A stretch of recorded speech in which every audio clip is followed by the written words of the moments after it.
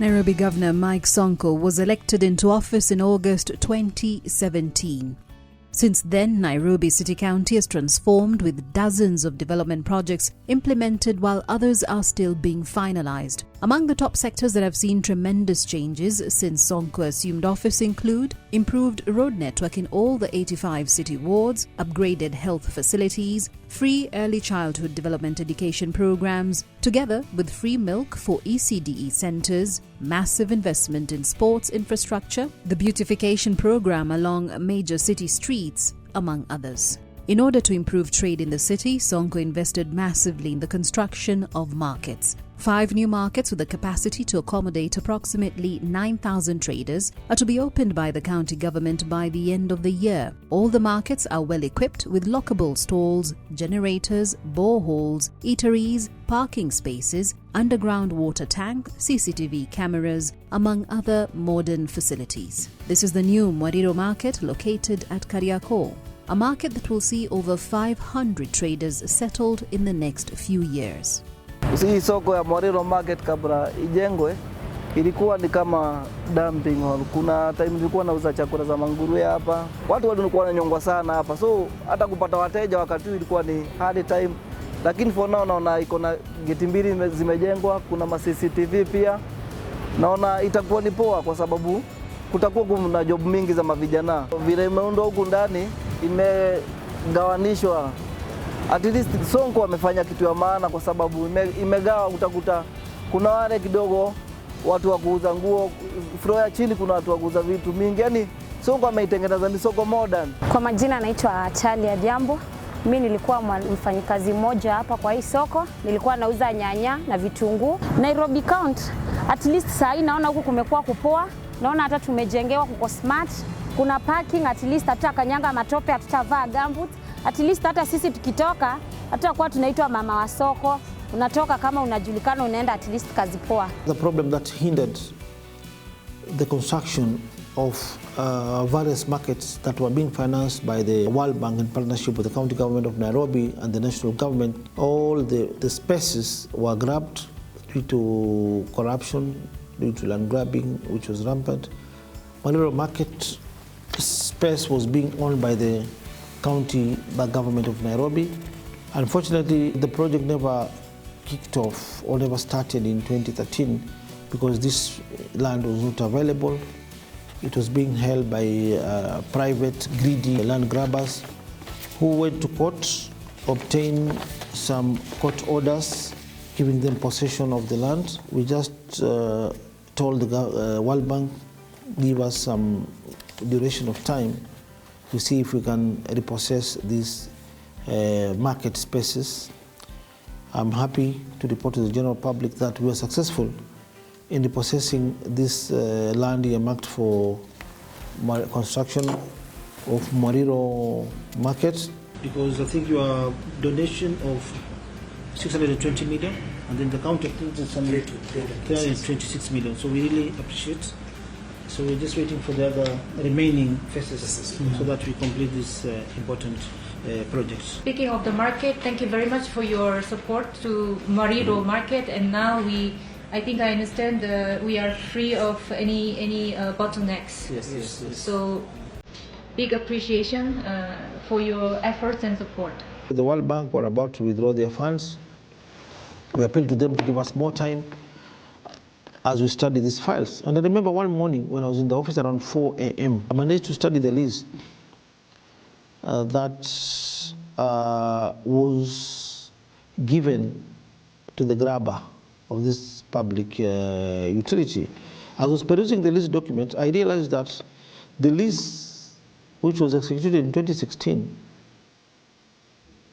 this Mwariro market space was leased to a company called Wema Foundation Trust. But going to the last page, I realized that the lease was signed by the former mayor of Nairobi. And I asked myself, this lease was executed in 2016. 2016, Nairobi didn't have a mayor, didn't have a town clerk, but Nairobi had a governor and his deputy. So I decided to rush to court. In fact, I rushed to the chambers of the judge who had issued the order to the grabbers. I explained to him, showed him the lease, that this is illegal because in 2016 we didn't have a mayor, we didn't have a town clerk. So this is a fraudulent lease and this order is wrongly awarded. So the judge was very cooperative, told us just go and bring an application and we'll set the order aside. That is what we exactly did. Our lawyer on record that time was Harrison Kinyanjui. We prepared a good application, went to court, and that order was set aside.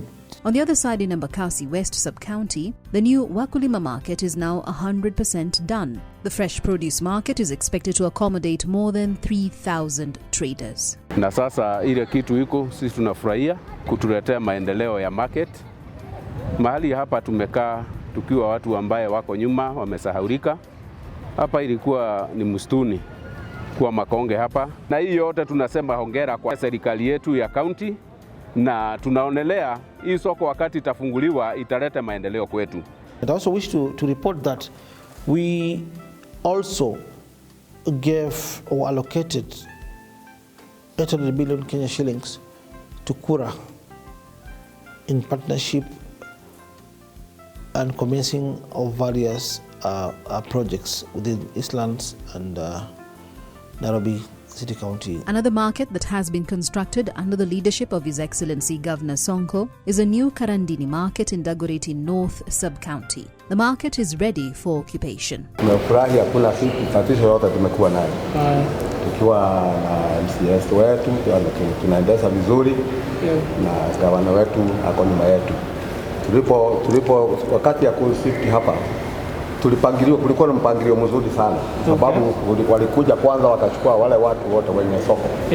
Actually hata wale walikuwa tumekodesha na wengine, they were being considered, na wakati tukatolewa hapa mpangilio mzuri tukapelekwa kule hii temporary na tukawa allocated hiyo. We are very grateful because Honorable Sonko, with his good relationship with World Bank, they were able to give us funds to construct this wonderful facility, and it has come at a wonderful time because really in this manner in which it is now organized, it has also developed our town. This market never kicked off or never started in 2013 because of bad leadership. There's a lot of politics on the ground. Traders were being incited by politicians. I mean, they refused to allow these important markets or public utilities to be constructed. I remember our first month in office, we reached out to the traders, summoned them to our offices, made them understand the importance of this important market. Once it's constructed, it's going to benefit them.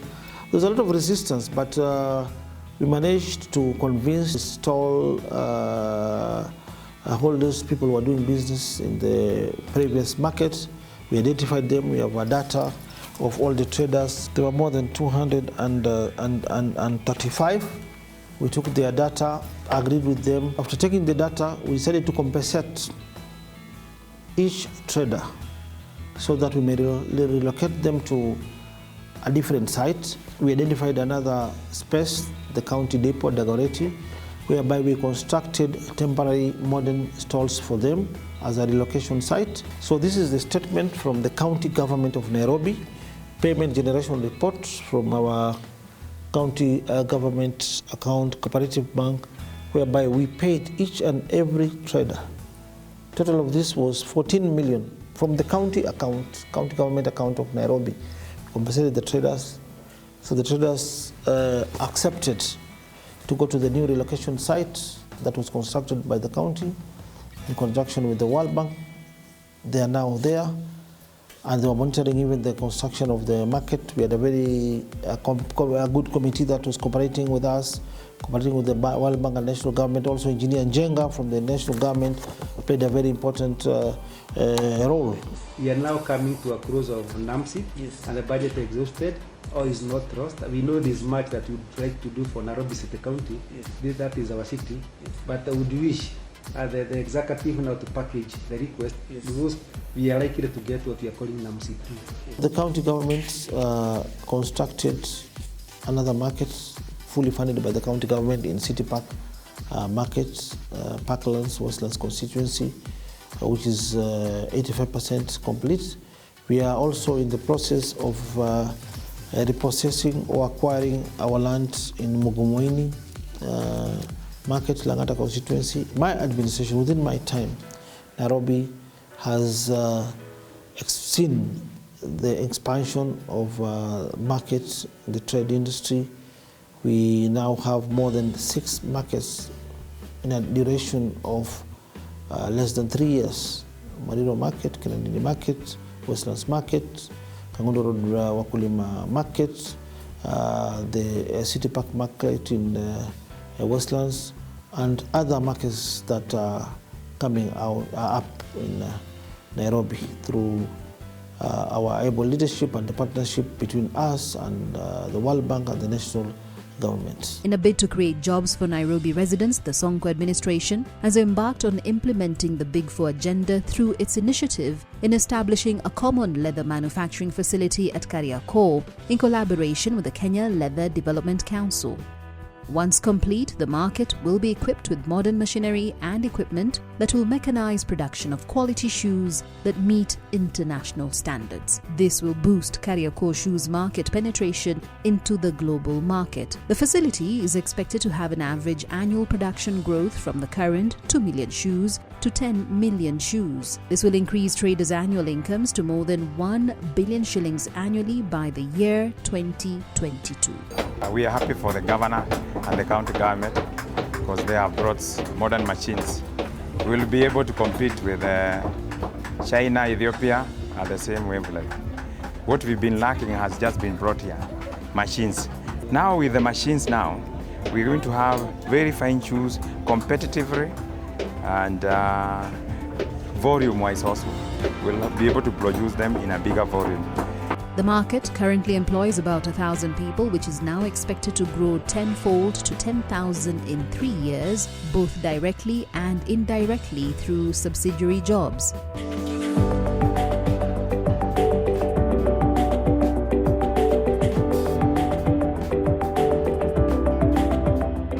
This is a great day for us as Kenya Leather Development Council and the Nairobi City County Government under your leadership. Your Excellency, we have come a long way. Our business is to collaborate and serve your people whom we have been serving in Kariakor Market from many years. I don't know when it started.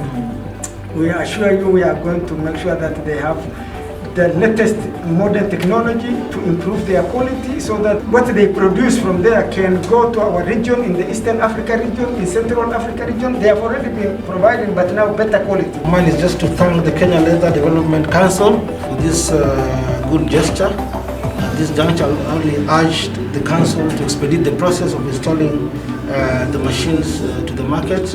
My team is there, is very active, led by the trade CS. The CS is here, County Attorney Akinabidamula are here. We'll ensure that the process is expedited, and once again we thank you for this gesture. As the governor said, we look forward to giving good quality shoes that we can even use for export. Yes. So I think we've come a long way.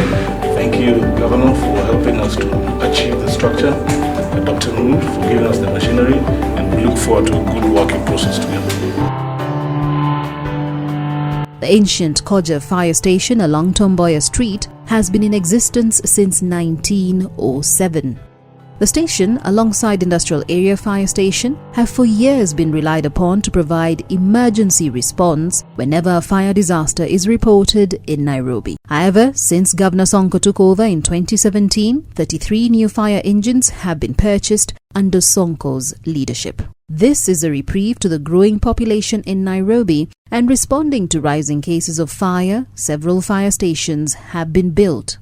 This is the new Waithaka Fire Station in Dagoretti South Sub-County. The facility will be officially unveiled in the coming weeks. Kwa majina naitwa Florence Mbogo. Hii ni fire station tumejengewa hapa. Nashukuru Sonko kwanza kwa kutuamua sisi kama watu wa Dagoretti South na akatupea hiyo nafasi tujengewe kwa uwanja. Tumekuwa tukiadhirika na moto na hatuna magari za kusima moto. Sisi ni wanabiashara hapa. Tunashukuru kwa sababu tumepata maji. Moto haiwezi ikatuadhiri tena. Kwa majina naitwa Michael Kangeze Santole. Mimi ni mkawaji wa eneo hii kwa miaka mingi sana. Na tunashukuru sana wakati tumeona mradi kama umesimama mpaka mahali umefika. Tukiongozwa na gavana wetu Mike Sonko. Maji tunayo kwa sasa. Hata tuko na baho limejengwa hapa. Tunafurahia sana hiyo huduma zote tunazipata hapa. Kwa majina naitwa Joseph Ademba. Mimi ni community health workers wa Waithaka. Kwa hivyo huu mradi itakuwa manufaa kwa sisi watu wa Waithaka, na sio kwa Waithaka peke yake, hata wale majirani wetu ambayo tuko karibu na wao, Kawangware, Udhero, mpaka hata Dagoretti market. There was bad leadership, corruption was rampant, land grabbing was rampant in Nairobi City County. The Waithaka Fire Station in the Dagoretti South constituency, whereby the land earmarked for this important public utility was also grabbed. I remember there was a very powerful county commissioner. The county had sunk a borehole on the site, waiting for these important funds to be released by the World Bank. Because I'm conversant to these cases, I've successfully fought so many land cases before. I've managed to repossess public utilities, public land, schools, which were grabbed. I personally appealed to the president. I went to State House in person with the maps, diagrams. I had a sitting with the president, told him that this is a very important project to the people of Nairobi. And the land earmarked for this important project had been grabbed by a powerful DC. I want to compliment His Excellency the President, because he immediately summoned the senior officers in the office of the president, Mr. Musiambu.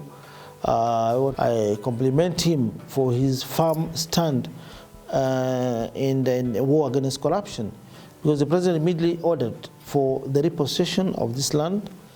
The land reverted back to the county. We again reported back to the World Bank. World Bank also released funds for this important public utility for the people of Dagoretti South. So the land was repossessed, reverted back to the county. We identified a contractor who went to the site immediately.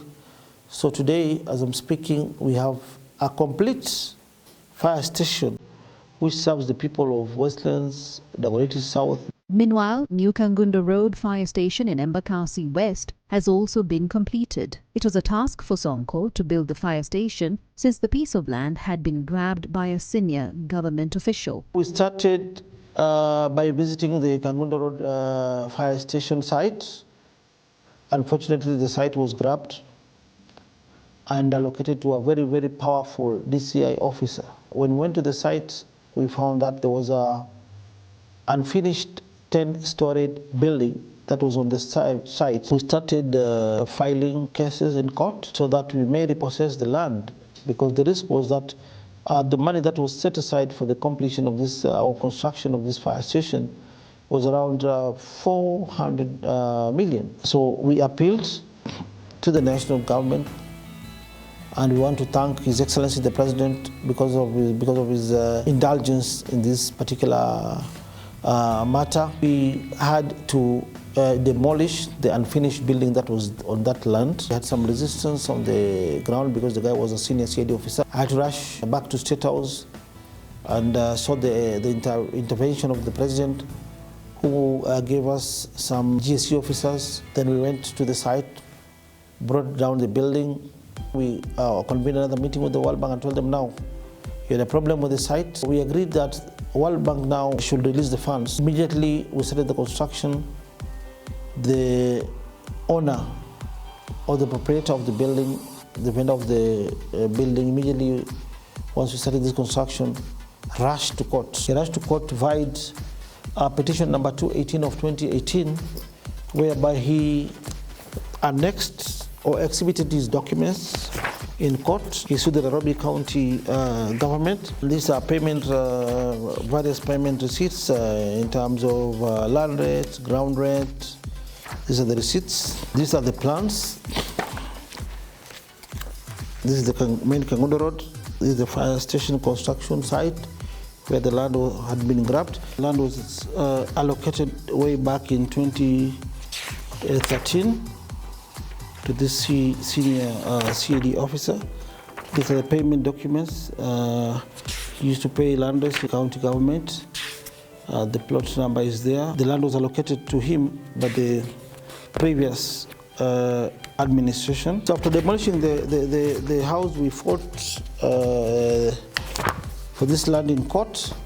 However, we lost the case simply because the owner of this land was genuinely allocated this land by the previous administration. Hence, we lost the case because of the deadline that was given to us by the World Bank, because they were about to withdraw their funds. So the guy was awarded 80 million Kenya shillings by the court. We had no otherwise, we had to pay for this money so that we could secure the land. Since His Excellency the Governor came, we have seen a lot of improvement in the fire service. We as the people working under Nairobi County Fire Department, we do appreciate all he has done, and especially when he was joining us at night, forgoing his sleep to make sure that everything is done. This showed us the kind of heart Governor has for this city. Another fire station constructed under Sonko'S leadership is the Ruaraka Fire Station.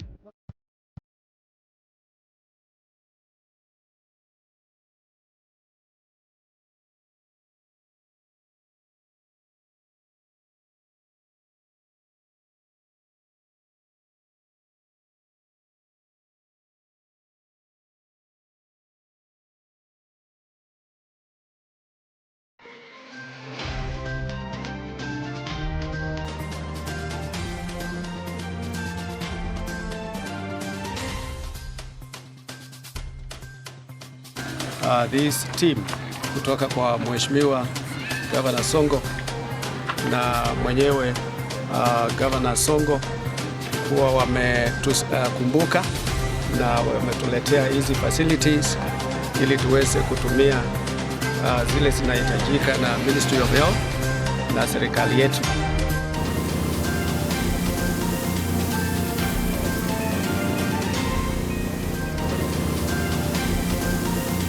Governor Sonko'S administration has also put in place measures to turn around the health sector with a sharp focus on the top 4 county hospitals, Pumwani, Mama Lucy, Mbagathi and Motoine.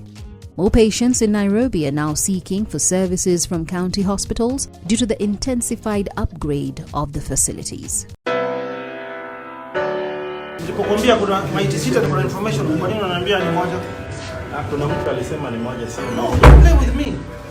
Nilikuja hapa niko na information ya wale. Nimeambiwa hapa kuna maiti 6 kutoka asubuhi. Na ndio hizi nimeziona. Na wewe unaniambia moja. So this how many? 5. Yeah, 5. Na hizo ni 6, 11. Ni binadamu bwana, hapana funga kama. Your boss has just confirmed here that Dr. Kamau is supposed to be here by 10 and is not here. We should not politicize hii mambo ya wagonjwa. Tusilete siasa kwa mambo ya kina mama. Wewe administrator wewe? Yes. Usicheze na mimi.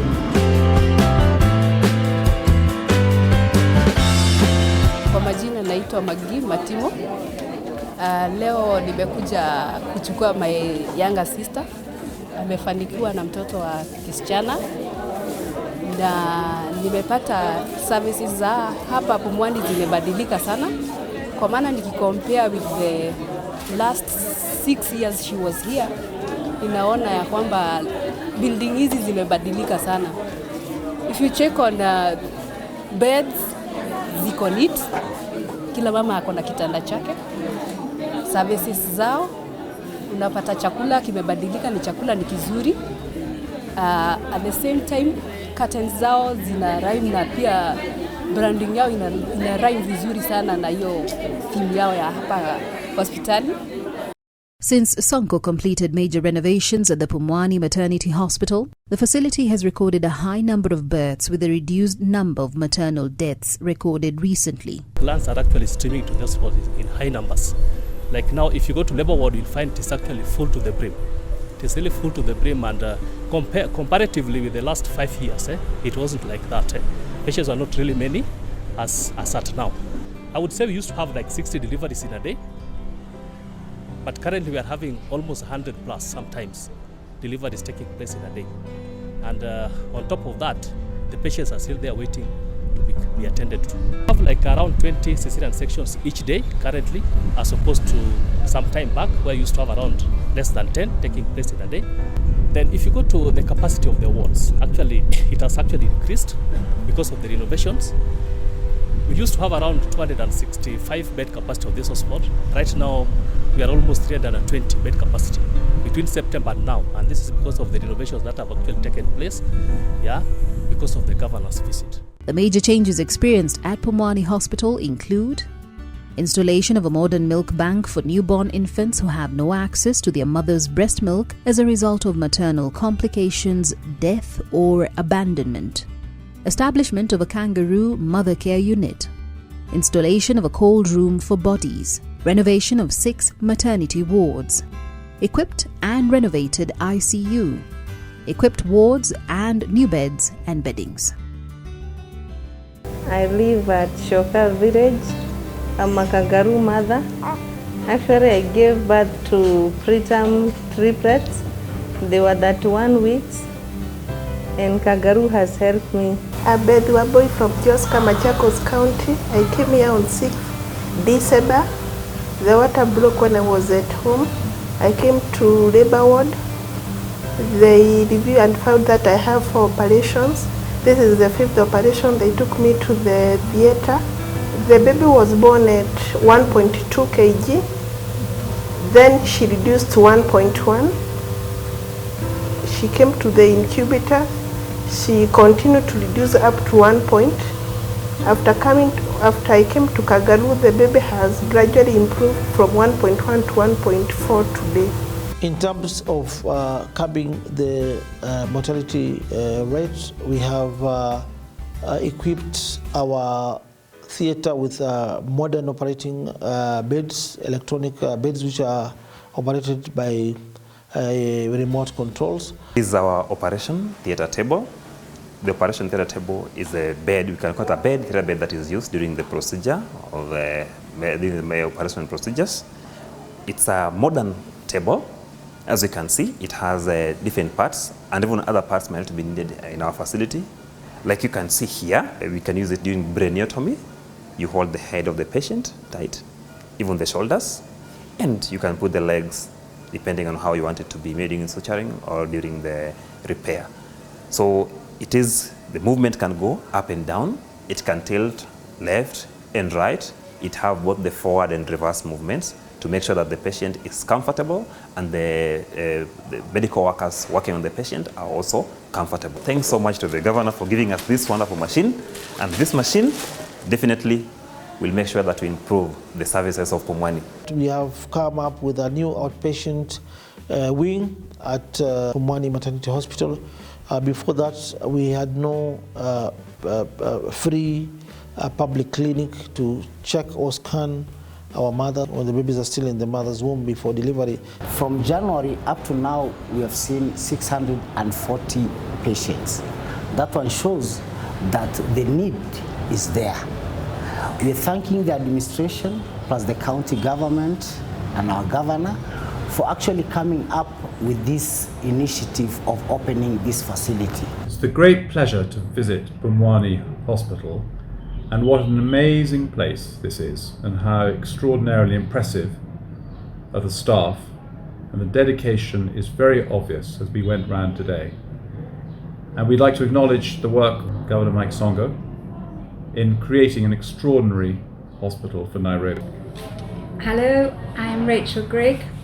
I'm Sebastian's wife. I feel quite emotional because this is a wonderful hospital. We've seen a lot of wonderful dedication and so many beautiful babies, and we admire what you do here.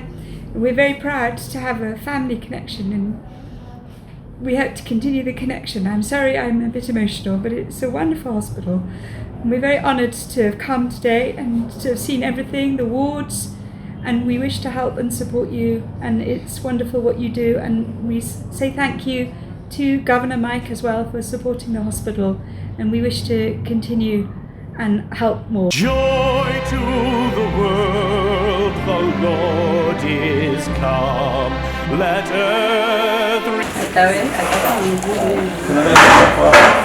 Kuna pesa yako hapa. Sawa? Haya. Mzee. Salimia wageni. Haya.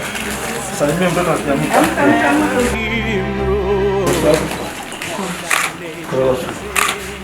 Nani wako hapa? Ja. At the Mbagathi Hospital, Sonko'S administration has managed to give the hospital a major facelift, which includes establishment of a renal dialysis unit for kidney patients, renovation of maternity wing to increase bed capacity at the facility, installation of a generator to cater for emergency cases, installation of an oxygen plant to ensure uninterrupted supply of oxygen at the hospital. We've also opened a new renal unit for kidney patients, whereby we've managed to decongest KNH. Today we do between 12 to 20 dialysis in a day at the Mbagathi County Hospital. Again at Mbagathi we've managed to renovate maternity wing, which is today used as a COVID center, which has a capacity of 600 new beds. We also wish to report that we also equipped the hospital with a modern generator. At the Mama Lucy Hospital, Sonko managed to construct a new maternity wing with a capacity of 72 beds, which will help in decongesting other wards in the hospital. We have just completed a 3-story maternity building with a capacity of 90 beds with an ICU, a theater. We also did an oxygen plant at Mama Lucy. We also did a TB clinic at Mama Lucy. Other changes in the hospital include installation of cancer screening machines, installation of a queue management system. Governor Sonko has taken the lead. This is a challenge to our governors. Sonko has already bought 6 Luviva cancer detecting machines in 6 dispensaries or health utilities in Nairobi. Mashini za cancer screening Nairobi tuko nazo kwa hospitali zetu. Tuna screen cervical cancer, tuna screen breast cancer, kansa ya damu na karibu kansa zote. Kwa hivyo ningependa kupeana changamoto wale wa mama wa mitaa. Kwa mfano mwaka wa 2018 tuliscreen patients 165 ama 165. Kati ya hawa 4 wa mama walipatikana na kansa. We are here for cancer screening, and first we are appreciative to our public because of paying to this call that people should get tested. That is the major thing that we need to do to ourselves. Get early screening so that we can be able to curb some of these cancer cases that we are getting at their early stages. Nilikuwa napita hapa kwa barabara nikasikia kwamba kuna free cancer screening ambayo imepeanwa na Bwana Mike Sonko, na nikachukua hatua nikaingia hapa ndani hii hospitali ya Mama Lucy. Hii ni janga limetupata sisi wananchi huko vijijini, na wengi wetu hatuelewi ama hata hatujui. Kwa hivyo ningewaomba wale wako huko vijijini wamekaa hata bila kujijua, wachukue hatua, wakuje hapa wafanyiwe screening.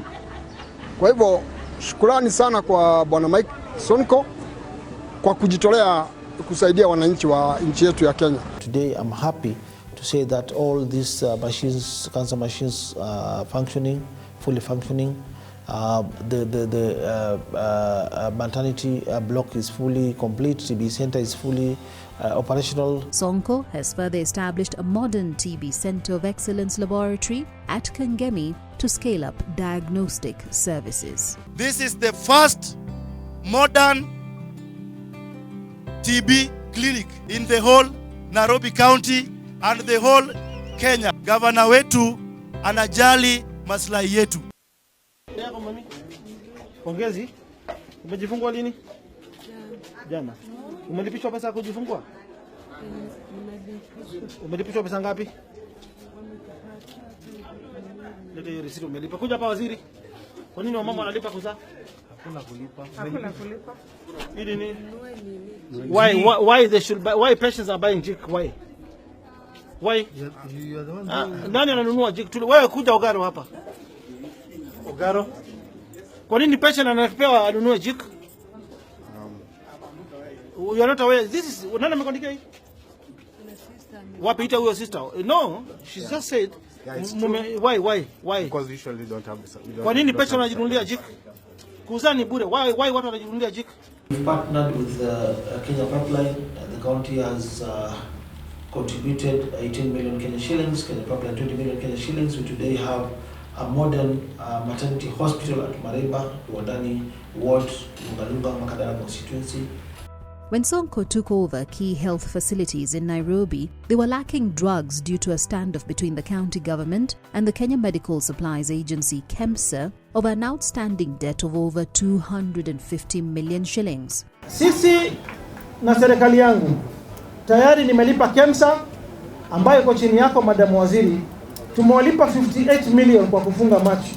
Sonko's administration has ensured resumption of supply of drugs by KEMSA by remitting at least 50 million shillings per month to the agency to offset the debt accrued by the last regime. That we have a very good working relationship with Nairobi City County, and we have been having deliberations over a long period of time, and this has culminated to this particular function where we are flagging off commodities worth 146.5 million to Nairobi City County for health facilities. And thank God we all live in Nairobi, so and anything can happen. You can get sick anytime, anywhere. You can get an accident anytime, anywhere.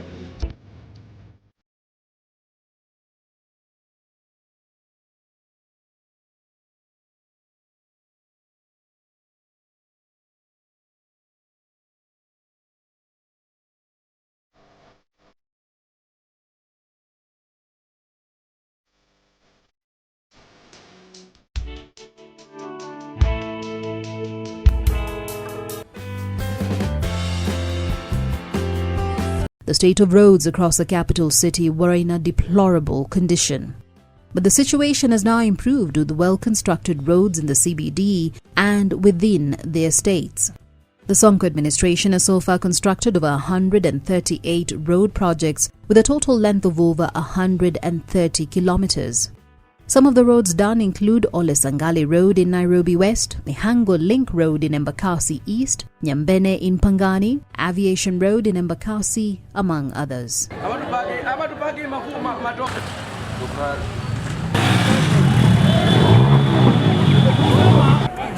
Tukiingia tutahakikisha mambo ya barabara hapa Matopeni na Nairobi yote tunaangalia, si ndio? Kweli. Sisi tumesema tufanye kazi. Kweli. Matopeni, Spring Valley Link Road ndio hiyo imeisha. Tunafuraha sana. Kwa kweli lami tumengoja kwa miaka nyingi sana. Hii area hatujakuwa na lami hata kidogo. Basi tunashukuru governor kwa vile tumeweza kuona lami. Tumejua lami ionekane kwa wadosi peke yake. Ile kama Runda Makaren, tumeona pia Runda imekuja mtaani. So tunashukuru sana governor. Wakati tulimchagua huyu mheshimiwa ambaye ni Governor Mike Sonko, barabara alifufua nikaanza, na sasa hivi tunaona ni kama imefika wakati wa kuisha. Pande wa barabara naweza sema iko safi kwa sababu kila mtu anapongeza, na kwanza mimi naipongeza sana nikiongelea kuhusu ile mambo tunapata kwa hii njia.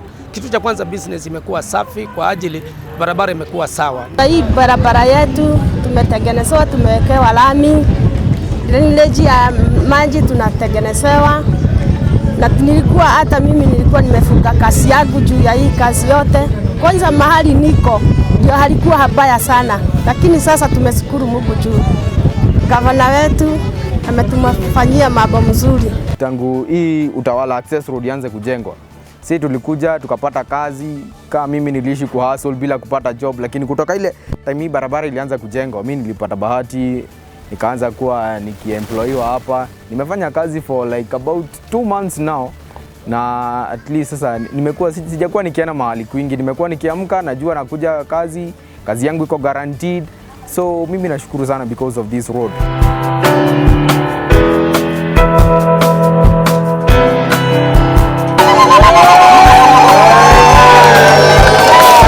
Serikali yetu sisi kwa mwaka mmoja ukiongeza hiyo Ole Sangale Road na barabara zote za South C, tumefanya zaidi ya barabara 91.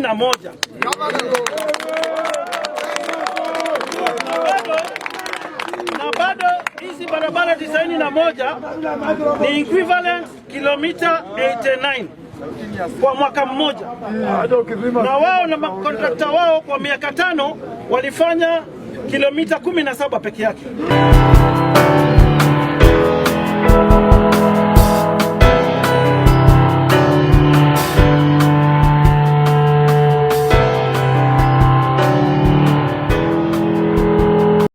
Already, Sonko'S administration has disbursed 900 million shillings to Kura, and in the 2019-2020 financial year, an additional 1.5 billion shillings will be paid to Kura for the same. The whole of Nairobi is urban. We provided the walkways along the carriageways. We are also doing walkways in areas where we have large populations that walk from their places of residence to even to their working stations. So we are also doing those. We have done a long one along the City Park, connecting Lemuru Road and the Vika Superhighway. We are also doing in the CBD. We are going to improve all the walkways so that now people can walk with ease. Kuna hii mduara ambao leo tumeianza lami na itaendelea, imeenda na ikashikana na Kawangware pande ile 56 pande ile ingine. Bado Gatina Road. Kuna Gatina Road. Iko barabara pia inaitwa Salim Road, ambayo wiki ijayo pia tumeianza lami.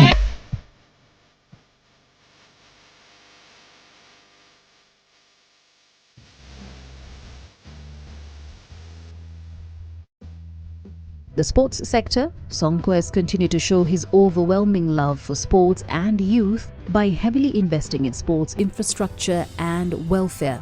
The most outstanding is the newly constructed Dandora Stadium in Nairobi's Embakasi North area. The 12,000-seater stadium boasts of a modern artificial turf, gym, modern stalls and floodlights. Once complete, the FIFA standard stadium is qualified to host international matches, Kenyan Premier League matches and other major football tournaments. When we complete this stadium, at least the community will be vibrant.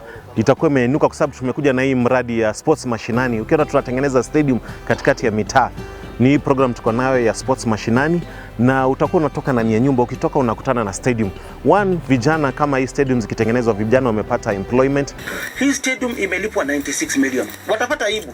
Kwa sasa tuwezi pingana kuchunguzwa. Wacha ichunguzwe.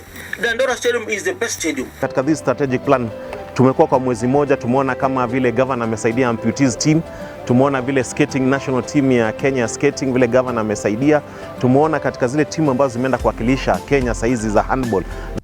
Over the last 2 years, Governor Sonko has ruled with financial transparency with zero tolerance against corruption. So I will start with Governor Sonko. So you know the issue before you, the issue of pending bills, the figures that have been put there. So what we are discussing is what has been brought before us by the Cabinet Secretary, Ministry of the National Treasury and Planning. Karibu Governor. We are the first county, Mr. Chair, to form the pending bills committee. And Mr. Chair, Constitution Nairobi, the culture which is there, if you want to pay a pending bill, it was there during my predecessor's time. If a contractor passes with 10%, the following day he gets his payments effected from the bank. This was 64 billion pending bills, Mr. Chair. If I wanted to make money to be part and parcel of the cartels, I could have received the 6 billion up from 10% and paid the 64 billion. But because Nairobi is bigger than Governor Sonko, we decided to go to court. And what happened after the court ruling, Mr. Chair? The pending bills of 64 billion was reduced to 23 billion. To cater for the interest of the jobless youth, Sonko officially unveiled the Dandora Green Light Vocational Training Center, which is among the 13 county public vocational training centers. The multi-million shilling center offers skilled training to the youth to enable them be self-employed. The Sonko administration has prioritized education since August 2017. When he assumed office, Sonko introduced free early childhood development education (ECDE) program, which has seen the enrollment of children in the centers rise from 13,000 to 21,800 in the last 2 years, and the number is expected to go up. The Nairobi County Government has also partnered with Brookside Dairy to supply free milk to children in all the ECDE centers, which has also helped to boost the number of pupils enrolling in the centers. In partnership with Brookside Dairies Limited, my government has begun this project that will deliver a packet of milk twice a week to the over 17,000 children in all of Nairobi County's 229 public ECD centers. I call upon all governments and partners within the region to ensure access to quality integrated ECD services for children and their families, to improve maternal and child health care, to ensure that our children have good nutrition, and to that I thank you, Governor Sonko, and also that all our children are registered at birth.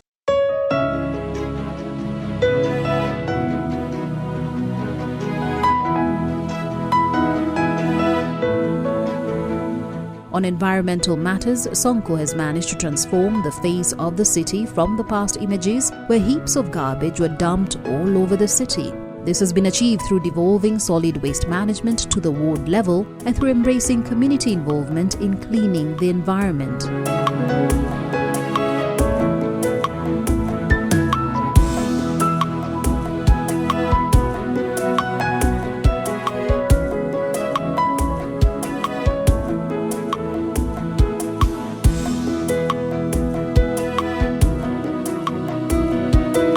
You can see the water is now clean. The water flow is very clean after, but the smell is still there. There's a very bad smell. But because we are determined to clean this Nairobi River, we are facing so many challenges. We've been retrieving dead bodies from this river. We've been removing bottles, mineral water bottles, whiskey bottles. They're appealing to Nairobians, kindly let us unite together as a county to clean this great river of ours. This has led to an increased daily waste collection from 900 tons to 2,215 tons against a generation of 2,977 tons. You have to be congratulated for the excellent work that you have done, and please be assured that we stand behind your efforts. It is really a pleasure to take part in this cleanup activity here in Matari, which gives me the opportunity to get to know a little bit of the community and meet its leaders and its residents. I would like to congratulate His Excellency Mike Sonko, Governor of Nairobi City Council, who is working hard to reclaim the glory of Nairobi City County as clean, beautiful and healthy. So we cannot depend on the Governor Mike Sonko to clean up our rubbish. We have to clean up ourselves. That is our responsibility. So tumekuja kusoma kutoka Nairobi County kuona vile mnafanya hii mambo ya environmental cleanliness, na sijakuja peke yangu, nimekuja pia na CC wangu, waziri wangu wa environment Bwana Kinywa. Nimekuja naye pia yeye asome ndio tujue whether what is happening here with you and Habitat tunaweza ipeleka Nyeri. Na Governor, asante sana kwa kutukaribisha. Governor Sonko distributed more than 1,000 water tanks with a capacity of 10,000 litres each to the 85 wards in Nairobi as part of mitigation measures to curb water shortage in the city. The project was dubbed the Ward-Based Water Project, which will see more tanks distributed in subsequent years.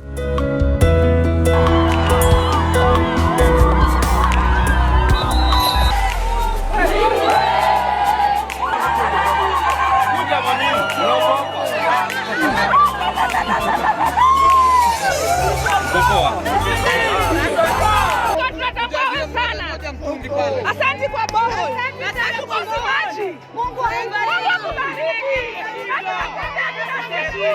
Utashinda. Atumaruke kwa sasa.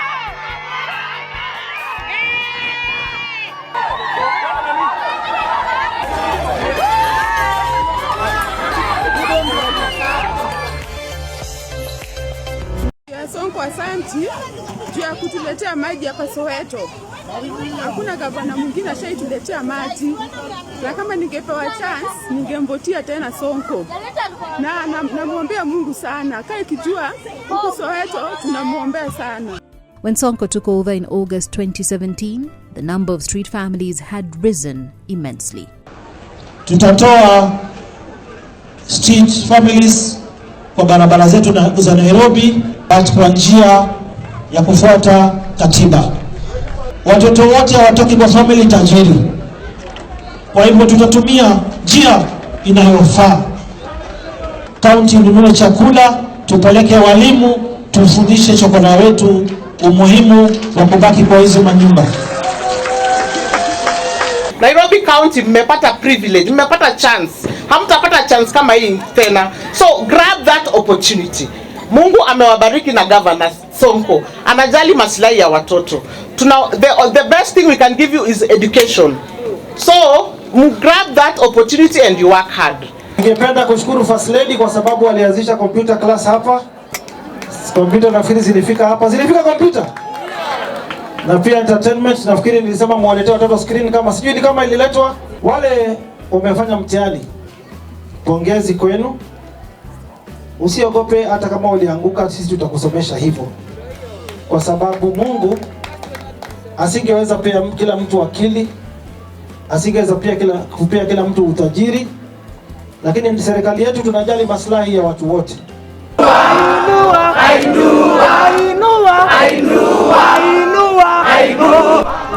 Kwa majina naitwa Simon Kirungo and mimi niko happy as in nimepass exam.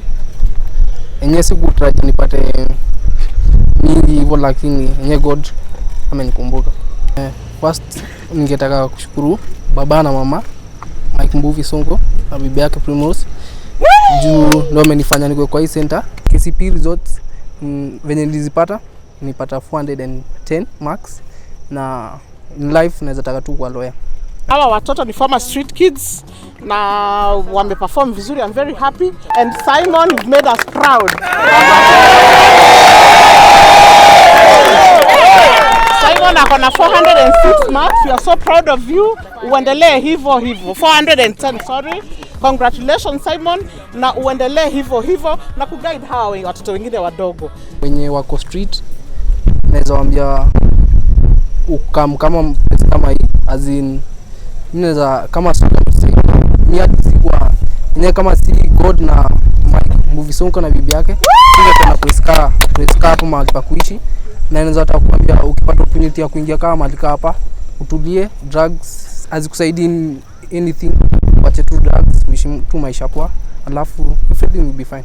The Sonko administration is also constructing Ruai Rehabilitation Center that will be able to accommodate 3,000 families. Once complete, the center will have a modern vocational and training center to teach practical courses.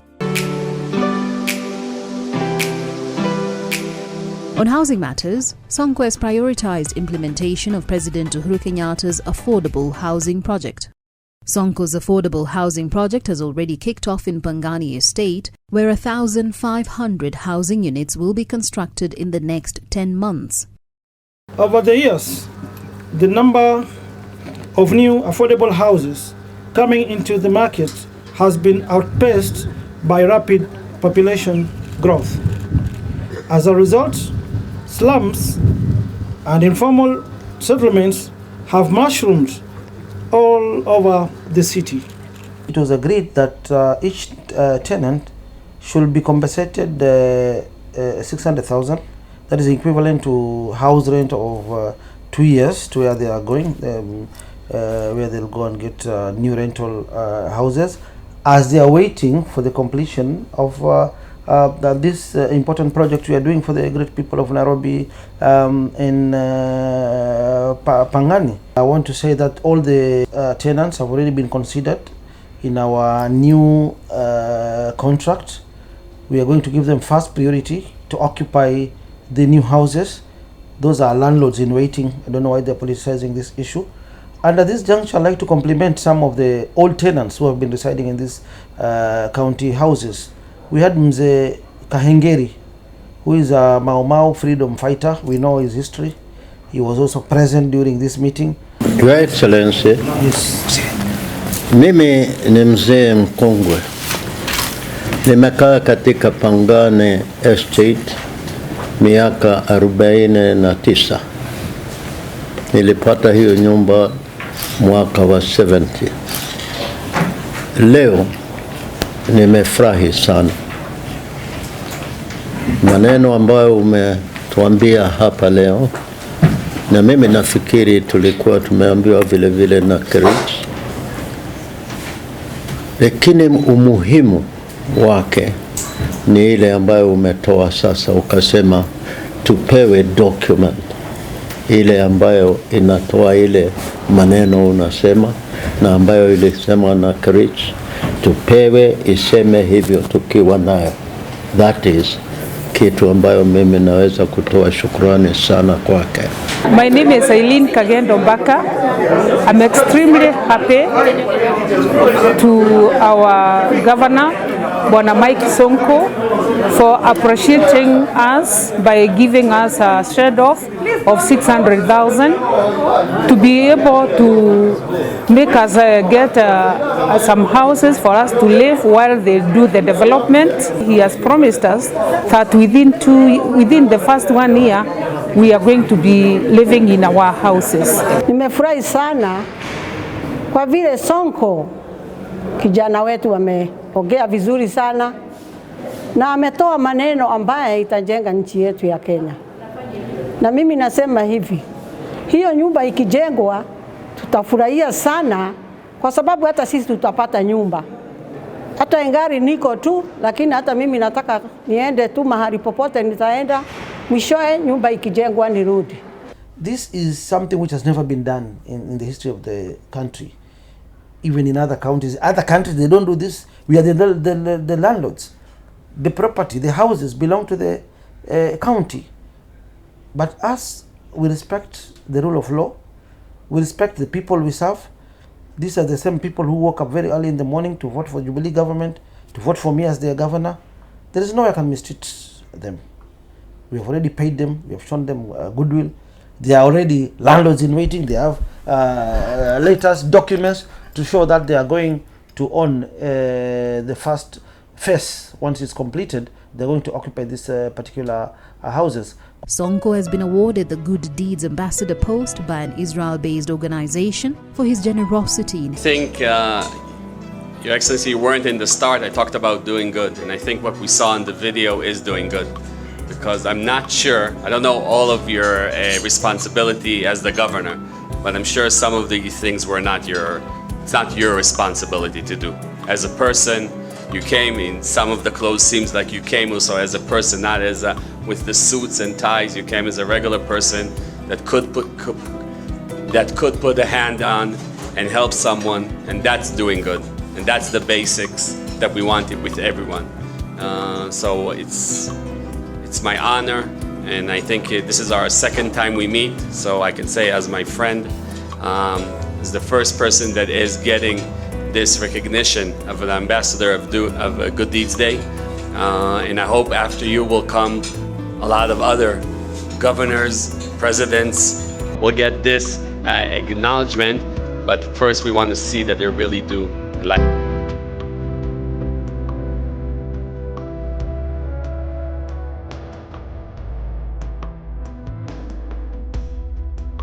And we didn't get to see all the things. I bet on the days that you served those people, or you did something nice, or that old lady just took your hand and said, "Thank you, Governor." I bet it just made your day. And thank you, Governor, for taking up the banner to lead us forward. That will make a big difference, because I've seen that you serve the people, and you have a real heart for them, which is very inspiring. And it will inspire all of us to go to the next level at the same time.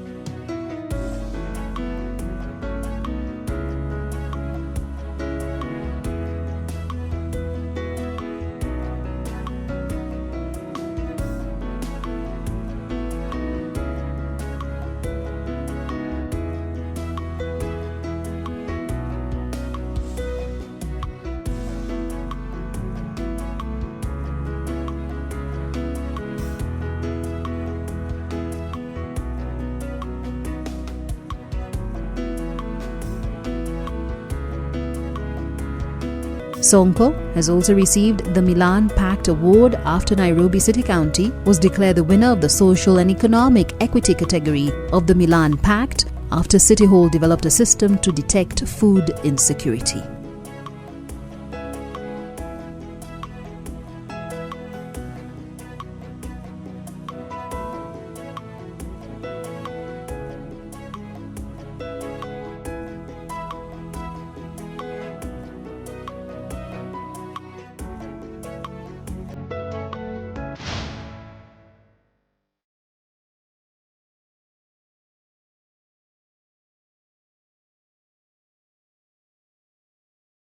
Hapo siweka rebank tulibomolewa. Nimeshukuru sana sasa hivi ndaweza kupikia watoto na wakula. Tulibomolewa ndio, lakini gavana ametukumbuka. Mimi nitamuombea maisha mazuri. To give the floor to the governor of Nairobi, Mr. Mike Sonko. Nairobi was recently declared one of the top resilient cities in the world. However, we too face the same challenges that affect most growing cities.